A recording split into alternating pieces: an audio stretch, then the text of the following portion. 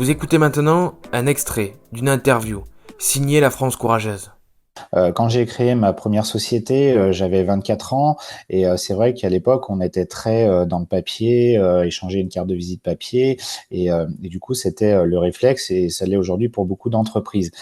Pour les jeunes entrepreneurs, ils ont une relation différente avec, cette carte de visite. Alors, on a toujours ce lien, comme vous dites très bien, de human to human, donc c'est vraiment créer le lien avec cette personne. C'est ce que je disais tout à l'heure, hein, quand on donne sa carte, on va créer un lien, on va créer une relation particulière avec cette personne parce qu'on s'est rencontrés, donc on crée vraiment quelque chose de proche. Et du coup, la carte de visite, elle va aider à ça. En fait, c'est vraiment un outil de mise en relation de deux personnes. Et, euh, et en fait, ces nouveaux entrepreneurs qui créent leur boîte, alors c'est vrai qu'ils pensent toujours à la carte de visite parce que c'est un réflexe des agences de communication, c'est un réflexe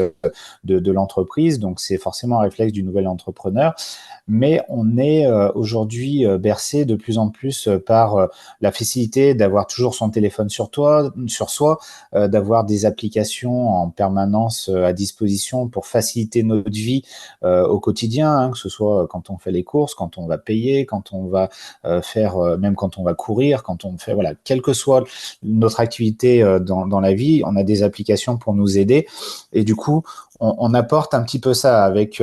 toute la valeur initiale de la carte de visite, comme elle connaît et comme on a vraiment voulu garder au sein de nos valeurs et au sein de l'outil,